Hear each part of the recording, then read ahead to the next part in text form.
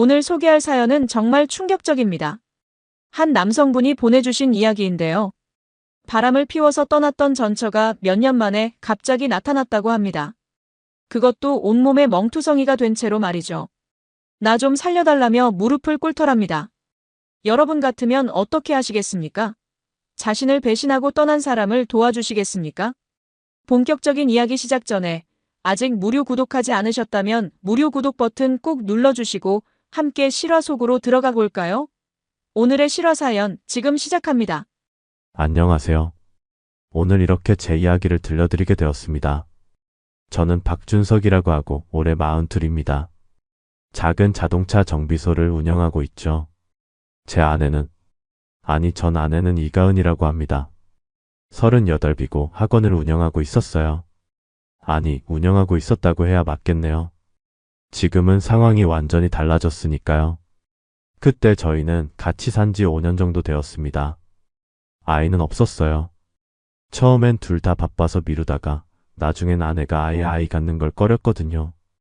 저는 언젠간 갖겠지 했는데 그게 화근이었던 건지도 모르겠습니다. 그날도 평범한 날이었어요. 아침에 일어나서 정비소 나가고 아내는 학원 출근 준비하고. 그런데 그날따라 아내 표정이 좀 이상했습니다. 뭔가 초조해 보이고 계속 핸드폰만 들여다보더라고요. 저는 그냥 학원 일이 바쁜가 보다 했죠. 여보, 오늘 저녁 뭐 먹을까? 제가 물었을 때 아내는 대답도 제대로 안 했습니다. 아무거나. 알아서 먹어. 퉁명스럽게 한마디만 던지고는 황급히 나가버렸어요. 뭔가 이상하다 싶었지만 그냥 넘어갔습니다. 부부가 항상 다정할 순 없잖아요. 저도 바쁠 때 퉁명스럽게 대답할 때 있으니까요. 그런데 저녁 무렵에 정비소 일을 마치고 집에 돌아왔는데 아내 차가 집 앞에 있는 겁니다. 평소보다 훨씬 일찍 들어온 거죠. 이상하다 싶어서 집에 들어갔는데 아내는 침대에 누워서 멍하니 천장만 바라보고 있었습니다. 왜 이렇게 일찍 와? 학원은? 오늘 수업 없어서. 나 내일 차 놓고 갈 테니까 좀 봐줘. 라이트가 안 켜져. 목소리가 너무 차가웠습니다. 뭔가 잘못됐다는 느낌이 확 왔어요. 그런데 뭐가 잘못됐는지 알 수가 없었죠. 저는 그냥 밥이나 먹자고 했고 아내는 식욕 없다며 거절했습니다. 그날 밤 아내는 저한테 등을 돌리고 잤어요. 다음날 아침 아내가 출근하고 나서 아내 차를 가지고 정비소를 나갔습니다. 그러다 우연히 아내 차 뒷좌석을 봤는데 거기서 이상한 게 보였어요. 남자 지갑이었습니다. 명품 지갑이더라고요.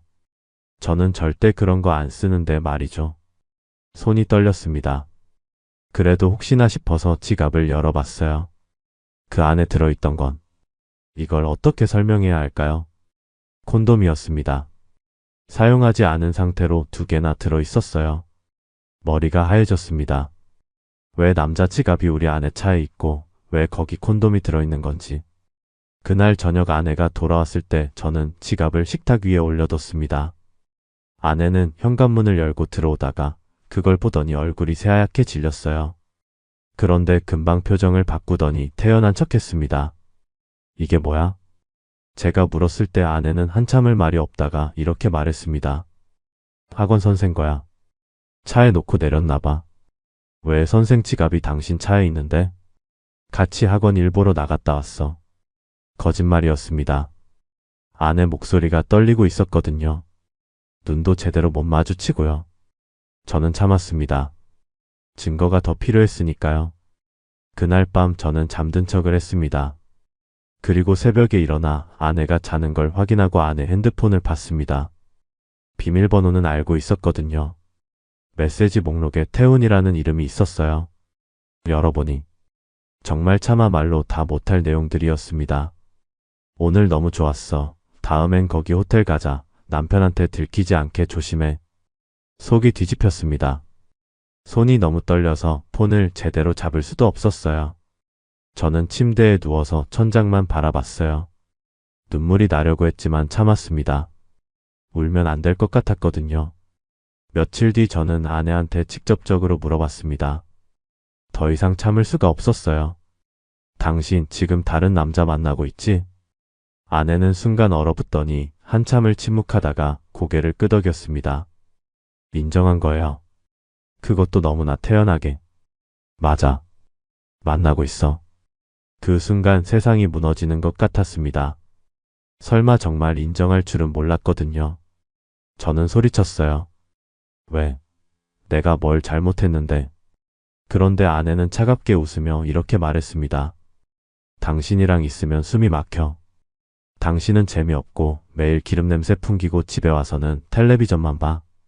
나도 이제 좀 자유롭게 살고 싶어. 삶이 답답하다고. 우린 너무 안 맞는 것 같아. 제가 재미없다고요? 기름 냄새 풍긴다고요? 저는 아내 학원 대출금까지 제 정비소 돈으로 갚아줬습니다. 아내가 하고 싶은 거 다 하라고 지원했어요. 그런데 이게 제가 돌아오는 답이라는 게 믿기지 않았죠. 그날 밤 저는 한숨도 못 잤습니다. 아내는 제 옆에서 편하게 자더라고요. 어떻게 그렇게 태어날 수 있는지 이해가 안 갔어요. 다음날 아침 저는 아내한테 말했습니다. 그 남자 만나는 거 당장 끊어. 우리 다시 시작하자. 하지만 아내는 단호하게 거절했습니다. 싫어. 나 이제 태훈 씨랑 살 거야. 이혼해줘. 이혼이라는 말이 나오니까 정말 현실이 된 것 같았어요. 저는 절대 이혼 못한다고, 그 남자 만나는 거 끊지 않으면 법적으로 대응하겠다고 했습니다. 아내는 비웃기만 했죠. 법적으로? 어쩌겠다는 거야? 난 이미 마음 떠났어. 당신이 뭘 해도 소용없어. 며칠 뒤 더 충격적인 일이 벌어졌습니다. 퇴근하고 집에 돌아왔는데 거실에 낯선 남자가 앉아 있는 거예요. 바로 그 김태훈이었습니다.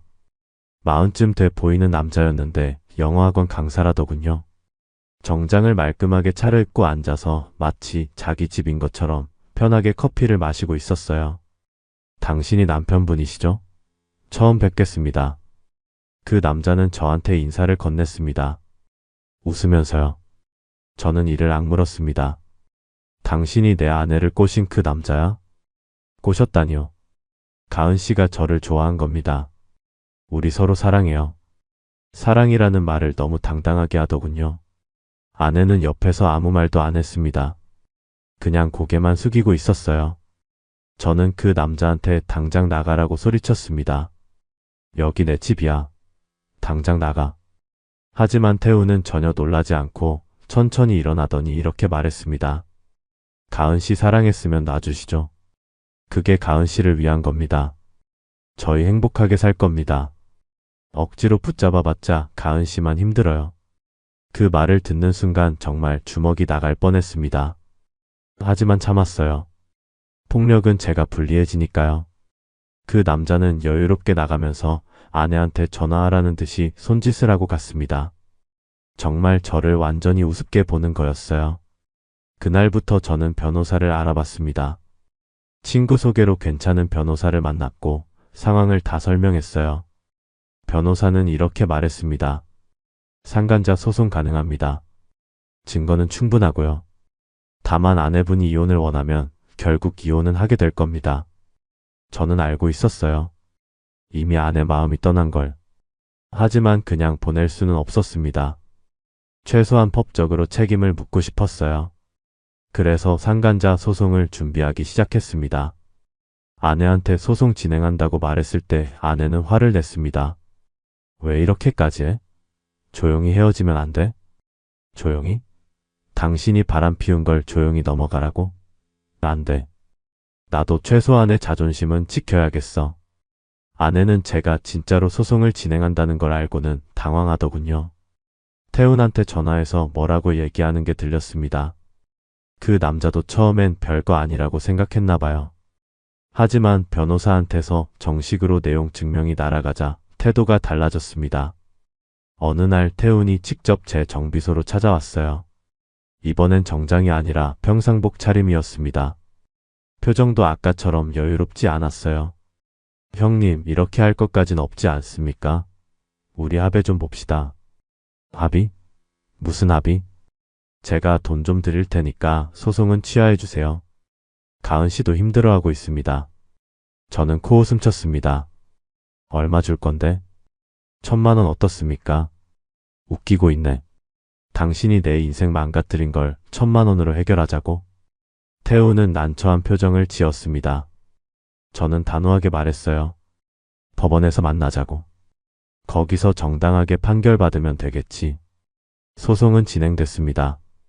법정에서 아내와 태훈을 마주했을 때 기분이 묘했어요. 한때 사랑했던 여자와 그 여자를 빼앗아간 남자를 법정에서 본다는 게 비현실적이었거든요. 변호사는 준비한 증거들을 다 제출했습니다. 메시지 내용, 호텔 영수증, 목격자 진술서까지. 재판은 몇 달 걸렸습니다. 그동안 아내는 집을 나가서 태훈이랑 살기 시작했어요. 저는 혼자 빈집에서 지냈죠. 매일 밤술을 마셨습니다. 정비소 일도 제대로 못했어요. 드디어 판결이 났습니다. 법원은 아내와 태훈에게 각각 3천만 원씩 위자료를 지급하라고 판결했습니다. 총 6천만 원이었죠. 제 변호사는 잘 나온 판결이라고 했어요. 보통은 이것보다 적게 나온다면서요. 법정을 나오는데 태훈이 저를 노려보더군요. 아내는 그냥 고개를 숙이고 있었습니다. 저는 그들을 보며 생각했어요. 이제 정말 끝이구나. 이혼도 같이 성립됐거든요. 법적으로 우리는 이제 남남이 됐습니다. 위자료는 몇 달에 걸쳐서 들어왔습니다. 아내와 태훈이 나눠서 보낸 거였어요. 돈을 받을 때마다 기분이 이상했습니다. 이게 제 결혼 생활의 값인가 싶었죠. 6천만 원으로 5년의 시간을 정산한다는 게. 그 후로 저는 정비소 일에만 매달렸습니다. 친구들이 소개팅 시켜주겠다고 했지만 다 거절했어요. 여자는 이제 질색이었거든요. 혼자 사는 게 편했습니다. 아침에 일어나서 정비소 가고 저녁에 돌아와서 텔레비전 보고 자는 일상. 그렇게 3년이 흘렀습니다. 저는 이제 거의 그 일을 잊고 살았어요. 가끔 문득 생각나긴 했지만 예전처럼 가슴이 아프진 않았습니다. 사람 마음이 참 신기한 게 시간이 지나면 정말 무뎌지더라고요. 정비소 일도 안정됐습니다. 이혼 직후엔 일도 제대로 못했는데 이제는 오히려 일이 재밌어졌습니다. 혼자 사는 것도 적응이 됐고요. 아침에 혼자 밥 먹고 저녁에 혼자 술 한잔하고. 그게 제 일상이 됐습니다. 그런데 그날 밤이었습니다. 늦은 시간이었어요. 밤 11시쯤 됐을 겁니다. 정비소 문을 닫고 정리하고 있는데 누군가 문을 두드렸습니다. 이 시간에 누가 올 리가 없는데 싶어서 무시하려다가 계속 두드리는 소리에 문을 열었어요. 그리고 저는 얼어붙었습니다. 문 밖에 서 있는 사람이 누구인지 알아봤거든요. 바로 가은이었습니다. 제 전 아내. 3년 만에 보는 얼굴이었죠. 준석 오빠. 가은은 제 이름을 불렀습니다. 목소리가 떨리고 있었어요. 그런데 얼굴을 보니 정말 놀랐습니다. 완전히 다른 사람 같았거든요. 머리는 헝클어져 있고 얼굴은 창백하고 눈 밑에는 다크서클이 심했습니다. 예전에 그렇게 가꾸고 다니던 모습은 어디에도 없었어요. 왜 여기 와? 무슨 일이야? 저는 차갑게 물었습니다. 사실 놀라긴 했지만 반갑진 않았거든요. 가은은 한참을 말을 못하다가 떨리는 목소리로 말했습니다. 나 좀 도와줘. 태훈 씨가 나 죽일 것 같아. 무슨 소리인지 이해가 안 갔습니다. 죽인다니? 그게 무슨 뜻인지 물어보려는데 가은이 손목을 보여줬어요. 거기엔 시퍼런 멍자국이 있었습니다. 손목뿐만이 아니었어요. 팔에도 목에도 멍이 있었죠. 이게 뭐야? 맞은 거야? 응. 태훈 씨가 요즘 이상해. 술만 마시면 때려. 나 정말 무서워. 어디 갈 데도 없고 오빠밖에 없어. 순간 머리가 복잡해졌습니다. 이 여자가 저한테 무슨 짓을 했는데 이제 와서 도와달라는 건지. 하지만 다른 한편으로는 멍투성이인 얼굴을 보니까 그냥 내칠 수가 없었어요. 들어와. 일단 앉아. 가은은 정비소 안으로 들어왔습니다. 걸음걸이도 불안했어요. 다리를 절뚝이더라고요. 의자에 앉히고 물을 갖다 줬습니다. 가은은 물을 벌컥벌컥 마시더니 한참을 울었어요. 미안해. 정말 미안해. 내가 너무 잘못했어. 오빠 말이 다 맞았어. 저는 대답하지 않았습니다. 뭐라고 해야 할지 몰랐거든요. 가은은 계속 울면서 말했습니다. 태훈 씨가 처음엔 잘해줬어. 정말 나한테 잘해줬어. 그래서 난 이 사람이랑 있으면 행복할 줄 알았어. 근데 이혼하고 나서부터 달라지기 시작했어. 어떻게 달라졌는데? 처음엔 작은 거였어. 짜증 좀 내고 말투가 좀 거칠어지고. 그러다가 점점 심해졌어. 술 마시고 들어와서 소리 지르고 물건 던지고. 나한테 손찌검도 하기 시작했어. 가은은 떨리는 손으로 옷을 조금 걷었습니다. 배에도 멍이 있었어요. 보기 힘들 정도로 큰 멍이었습니다. 이건 지난주에 맞은 거야. 술 마시고 와서 내가 밥을 안 해놨다고 화내면서 더 이상 말을 잇지 못하고 울기만 했습니다. 저는 한숨을 쉬었어요. 이 상황을 어떻게 받아들여야 할지 모르겠더라고요. 경찰에 신고는 했어? 못했어. 태훈 씨가 그러면 죽인다고 했어. 진짜로 죽일 것 같아. 눈빛이 진짜 이상해. 가은은 계속 떨고 있었습니다. 공포에 질린 눈이었어요. 저는 무언가 결정을 내려야 했습니다. 이 여자를 도와줘야 하나 아니면 그냥 돌려보내야 하나. 일단 오늘은 여기서 자. 내일 아침에 다시 얘기하자. 저는 정비소 사무실에 있는 간이 침대를 내줬습니다. 가은은 고맙다고 몇 번이나 말했어요. 저는 그냥 고개만 끄덕이고 집으로 돌아갔습니다. 집에 와서도 잠이 안 왔어요. 계속 이런저런 생각이 났습니다. 멍투성이인 얼굴, 떨리는 손, 공포에 질린 눈빛. 저를 배신하고 떠난 여자지만 저렇게 맞고 사는 걸 보니 짜증나더군요. 왜 이제야 잘 좀 살겠는 저에게 나타나서 정신 사납게 하는지 화가 났습니다. 다음날 아침 정비소로 갔을 때 가은은 이미 깨어 있었습니다. 밤새 잠을 못 잔 것 같았어요. 눈이 퉁퉁 부어 있었거든요. 아침 먹었어? 아니, 식욕이 없어. 그래도 먹어야지. 근처 식당 가자. 우리는 정비소 근처 국밥집에 갔습니다. 가은은 떠먹듯이 국밥을 먹었어요. 예전엔 식사 예절이 깔끔했는데 지금은 그런 여유도 없어 보였습니다. 앞으로 어떻게 할 거야? 제가 물었을 때 가은은 한참을 망설이다가 말했습니다. 태훈 씨한테서 벗어나고 싶어. 근데 방법을 모르겠어. 집도 태훈 씨 이름으로 돼 있고 학원도 태훈 씨가 다 가져갔어. 나 지금 아무것도 없어. 학원을 태훈이가 가져갔다고? 응. 내가 바보같이 다 넘겨줬어. 태훈 씨가 세금 문제로 본인 명의로 해야 한다고 해서. 한숨이 나왔습니다. 정말 바보 같은 짓을 한 거죠. 가은은 계속 말했습니다. 돈도 한 푼도 없어. 통장도 다 태훈 씨가 관리하고 있어. 나한테 돈 안 줘. 그래서 나가고 싶어도 나갈 수가 없어. 이건 거의 감금 수준이었습니다. 저는 가은한테 물었어요. 친구들한테는 도움 안 청했어? 친구들 다 연락 끊었어. 태훈 씨가 싫어해서. 만나지 말라고 해서. 완전히 고립시킨 거였습니다. 이건 전형적인 가정폭력 가해자의 패턴이었어요. 피해자를 외부와 단절시켜서 도망 못 가게 만드는 거죠. 가은은 며칠간 정비소 사무실에서 지냈습니다. 그러면서 천천히 이야기를 들었습니다. 가은이 그동안 어떻게 살았는지. 이혼하고 나서 처음엔 정말 행복했어. 태훈 씨가 너무 잘해줬거든. 매일 꽃 사다 주고 좋은 데 데려가주고. 나는 이게 진짜 사랑인 줄 알았어. 가은은 담담하게 말했습니다. 눈물은 이미 다 말라버린 것처럼 보였어요. 근데 같이 살기 시작하면서 달라졌어. 처음엔 작은 거였어. 내가 늦게 들어오면 어디 갔었냐고 캐묻고 핸드폰 검사하고. 나는 그게 질투라고 생각했어. 날 사랑하니까 그런 거라고. 그래서? 응. 그러다가 점점 심해졌어. 친구 만나는 것도 싫어하고 혼자 외출하는 것도 싫어하고.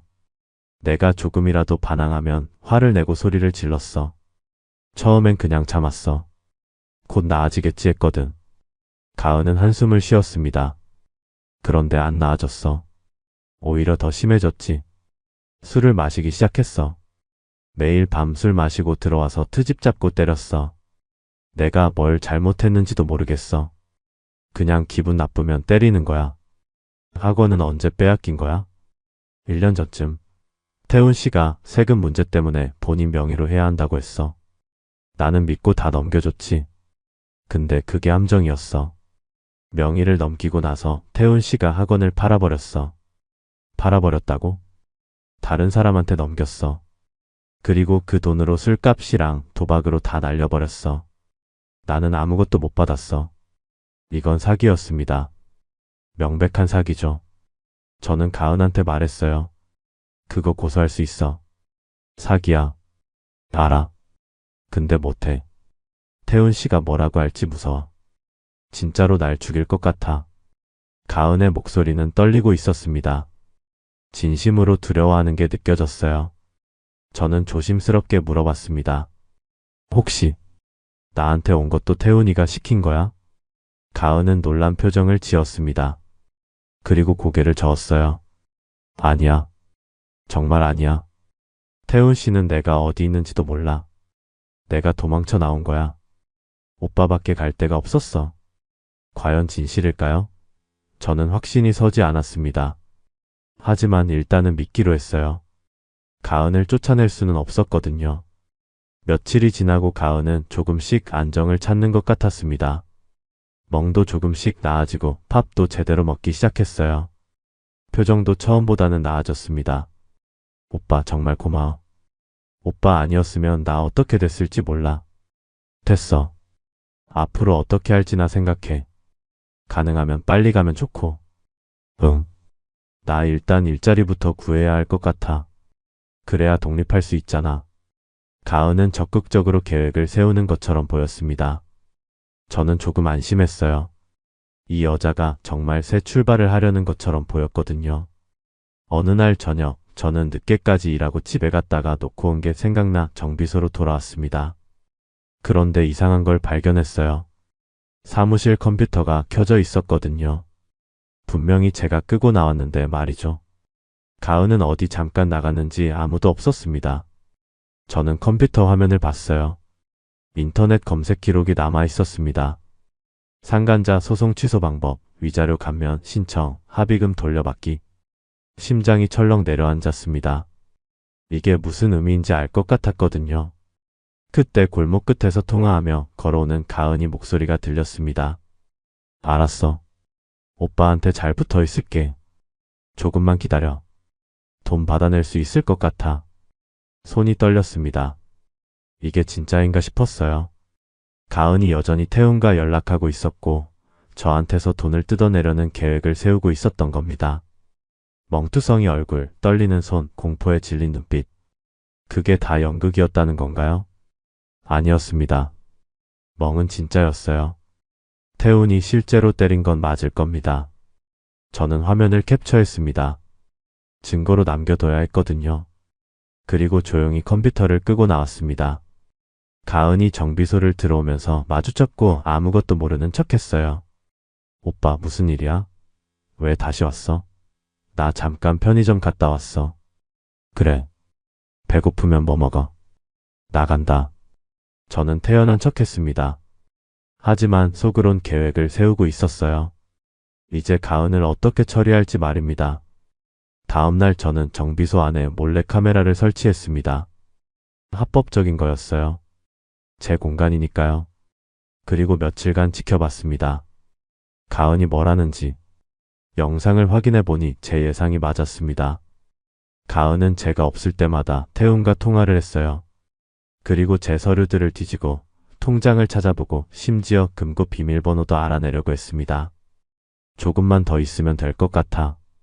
오빠가 날 많이 불쌍하게 생각하는 것 같아. 곧 돈 얘기 꺼낼게. 가은이 태훈한테 하는 말이었습니다. 목소리엔 떨림도 없었어요. 처음 왔을 때 그 겁에 질린 목소리가 아니었습니다. 오히려 자신만만했죠. 저는 이제 충분히 봤습니다. 더 이상 속을 이유가 없었어요. 하지만 바로 쫓아내진 않았습니다. 좀 더 결정적인 순간을 기다렸죠. 며칠이 더 지났습니다. 가은은 점점 더 대담해졌어요. 이제는 아예 제 앞에서도 편하게 행동했습니다. 마치 자기 집인 것처럼요. 오빠 내가 밥 해줄까? 오빠 매일 밖에서 사 먹는 것 같던데. 아니 괜찮아. 미안해. 내가 신세만 지내. 나중에 꼭 갚을게. 갚을 거라는 말이 공허하게 들렸습니다. 이 사람은 애초에 갚을 생각이 없었으니까요. 오히려 더 가져갈 생각만 하고 있었죠. 어느 날 저녁, 가은이 조심스럽게 말을 꺼냈습니다. 오빠, 나 상담 좀 받아야 할 것 같아. 트라우마가 심해서. 근데 돈이 없어서 못 가고 있어. 상담? 얼마나 드는데? 한 회당 10만 원 정도? 최소 5번은 받아야 한대. 50만 원을 달라는 소리였습니다. 저는 고개를 끄덕였어요. 알았어. 내일 돈 줄게. 가은은 기뻐하는 표정을 지었습니다. 하지만 저는 알고 있었어요. 그 돈이 상담비로 쓰일 리 없다는 걸. 아마 태훈한테 넘어가겠죠. 다음날 저는 50만 원을 봉투에 넣어서 가은한테 줬습니다. 가은은 고맙다며 몇 번이나 인사했어요. 그리고 곧바로 밖으로 나갔습니다. 저는 뒤를 밟았어요. 가은은 정비소에서 멀지 않은 카페로 갔습니다. 그리고 거기서 누군가를 만났죠. 바로 김태훈이었습니다. 저는 카페 밖에서 지켜봤어요. 두 사람은 친밀하게 대화를 나눴습니다. 가은은 봉투를 태훈한테 건넸고 태훈은 만족스러운 표정으로 받았어요. 그 모습을 보니까 정말 화가 났습니다. 하지만 참았어요. 아직 때가 아니었으니까요. 저는 조용히 돌아와서 더 많은 증거를 모으기 시작했습니다. 며칠 뒤 가은이 또 돈을 요구했습니다. 이번엔 병원비였어요. 오빠, 나 치과 가야 할 것 같아. 이가 너무 아파. 태훈 씨한테 맞을 때 부러진 것 같아. 얼마 필요해? 100만 원 정도? 이번엔 100만 원이었습니다. 점점 대담해지더군요. 하지만 저는 또 줬습니다. 그리고 다시 뒤를 밟았어요. 이번에도 가은은 태훈을 만났습니다. 같은 카페에서요. 저는 사진을 찍었습니다. 두 사람이 웃으면서 대화하는 모습, 가은이 돈 봉투를 건네는 모습, 태훈이 가은의 손을 잡는 모습, 모든 걸 다 찍었어요. 그날 밤 가은이 돌아왔을 때 저는 물어봤습니다. 치과 잘 다녀왔어? 응. 많이 아팠어. 근데 치료받고 나니까 좀 나은 것 같아. 거짓말이었습니다. 치과에 간 게 아니라 태훈을 만나러 간 거였죠. 저는 그냥 고개만 끄덕였어요. 그래, 다행이네. 푹 쉬어. 며칠이 더 지나고 가은이 또 다른 요구를 했습니다. 이번엔 직접적이었어요. 오빠, 나 독립하려면 전세금이 필요해. 1,000만 원만 빌려줄 수 있어? 나중에 일자리 구하면 꼭 갚을게. 1,000만 원. 이제는 아예 큰 돈을 요구하는 겁니다. 저는 생각하는 척했어요. 1,000만 원. 큰 돈인데. 조금 생각해 볼게. 부탁이야, 오빠. 나 정말 독립해야 돼. 태훈 씨가 날 찾을까봐 무서워. 태훈을 찾을까봐 무섭다고요? 웃기는 소리였습니다. 매일 태훈을 만나고 있으면서요. 저는 더 이상 참을 수가 없었어요. 가은아. 응? 나한테 솔직하게 말해봐. 너 지금 정말로 태훈이한테서 도망친 거야? 가은의 표정이 굳어졌습니다. 뭔가 들킨 것 같은 표정이었어요. 무슨 소리야? 당연하지. 내가 왜 거짓말을 해? 그럼 왜 계속 태훈이를 만나고 있어? 가은의 얼굴이 새하얗게 질렸습니다. 입을 벌렸다 닫았다 하더니 더듬거리기 시작했어요. 뭐? 무슨 소리야? 나 태훈 씨 안 만났어. 거짓말하지 마. 다 봤어. 카페에서 만나는 거, 돈 주는 거, 손 잡는 거. 전부 다. 가은은 말문이 막힌 것처럼 아무 말도 못했습니다. 그러다가 갑자기 울기 시작했어요. 미안해, 오빠. 나도 어쩔 수 없었어. 태훈 씨가 시켰어. 안 하면 날 죽인다고 했어.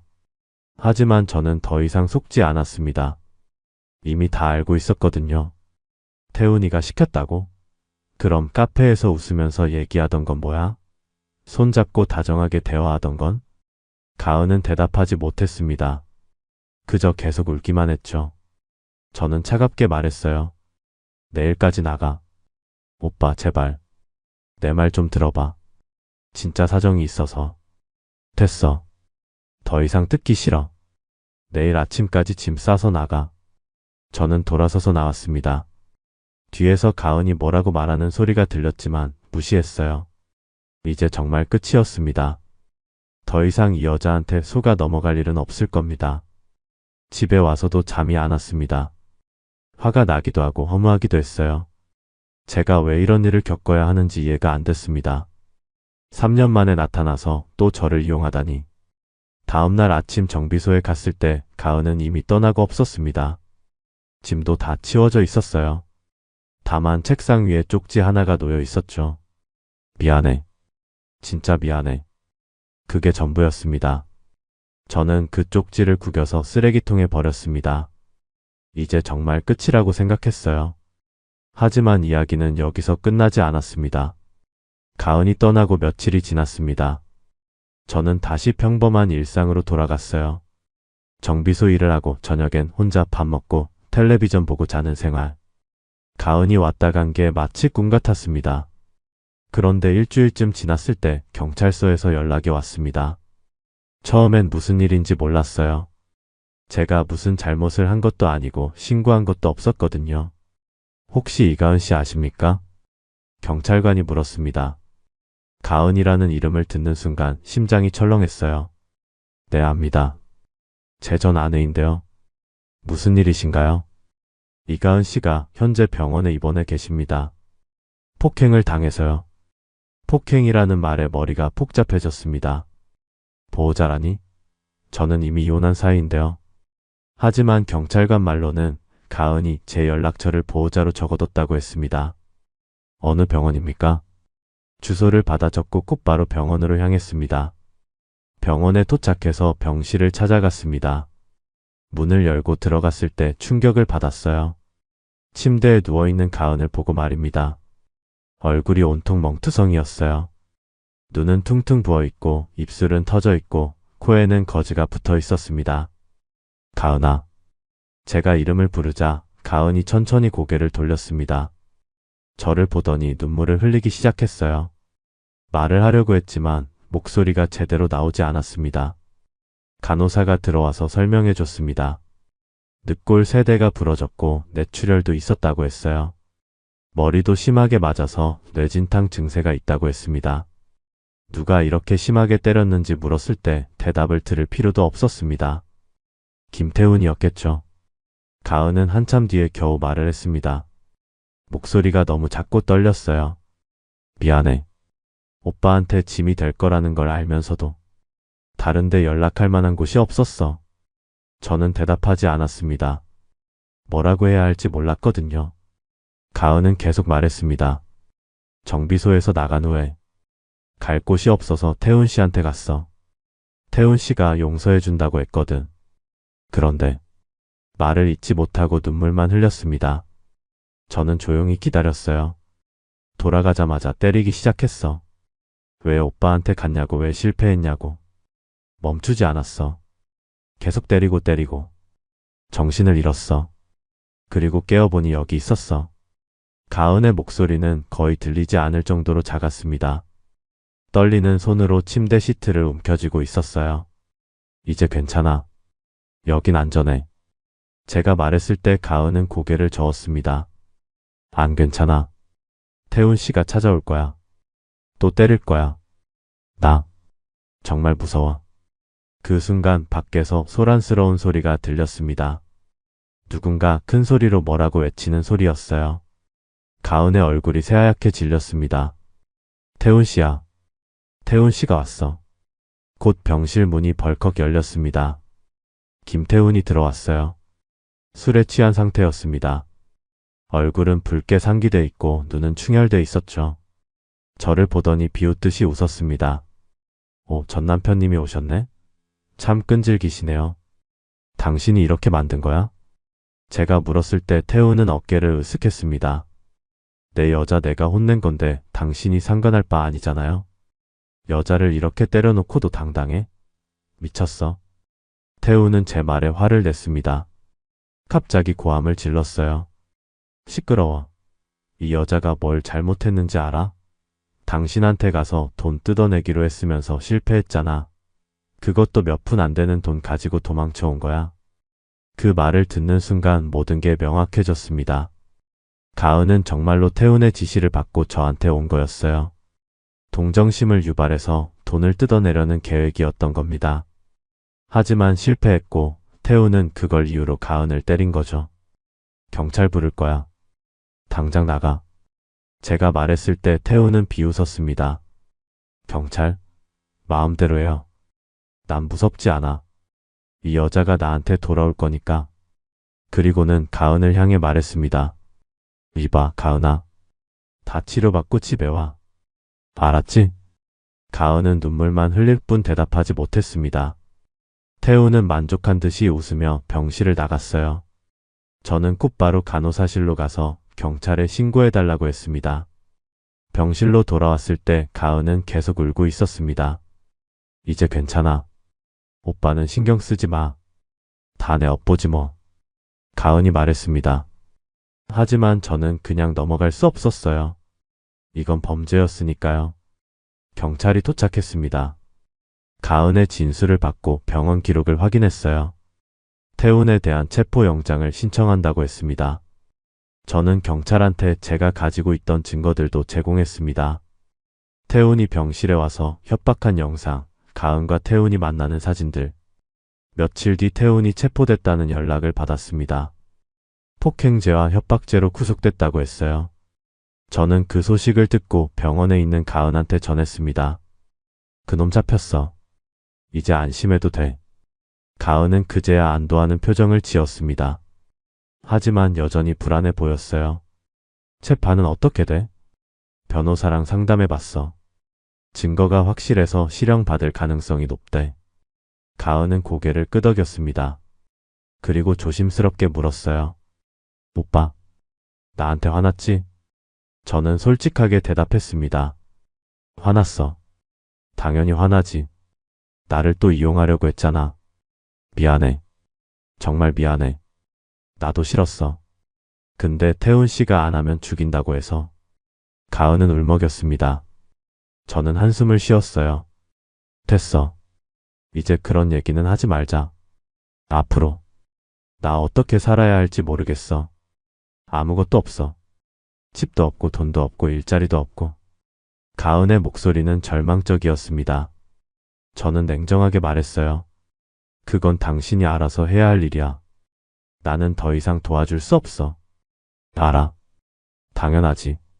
오빠한테 이미 너무 많이 폐를 끼쳤어. 그날 이후로 저는 병원에 가지 않았습니다. 가은이 퇴원했다는 소식도 들었지만 연락하지 않았어요. 정말로 끝이라고 생각했거든요. 몇 달이 지나고 재판이 시작됐습니다. 검사가 저한테 증인으로 나와달라고 요청했어요. 저는 법정에 섰습니다. 태우는 피고석에 앉아 있었죠. 저를 보더니 독한 눈빛을 보냈습니다.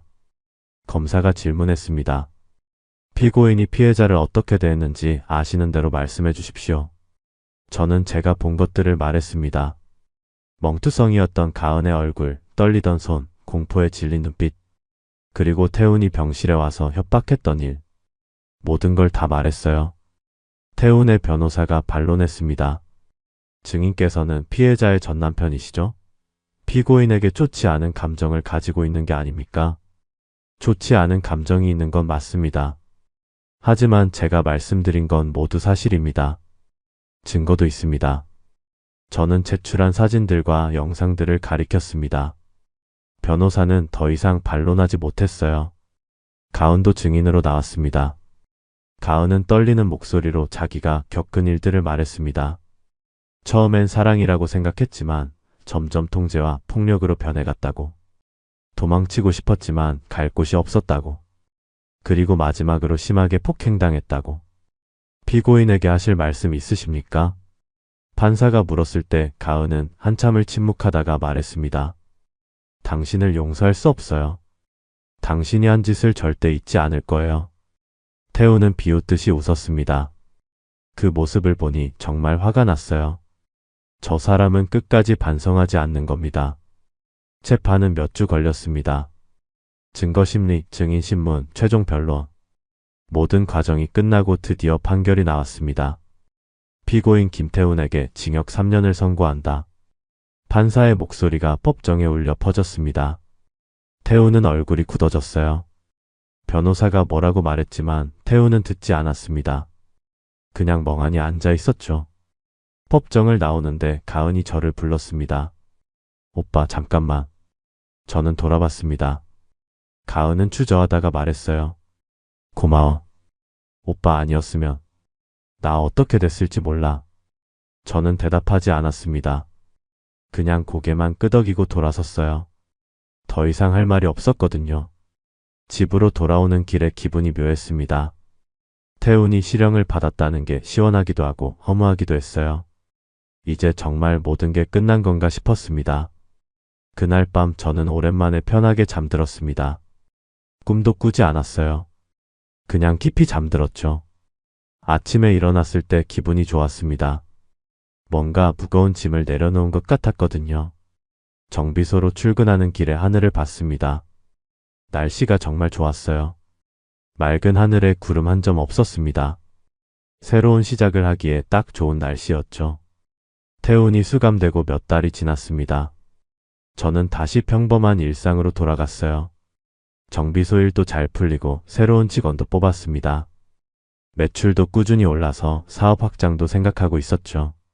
어느 날 오후 정비소 우편함을 확인했을 때 편지 한 통이 들어 있었습니다. 보낸 사람 이름이 없었어요.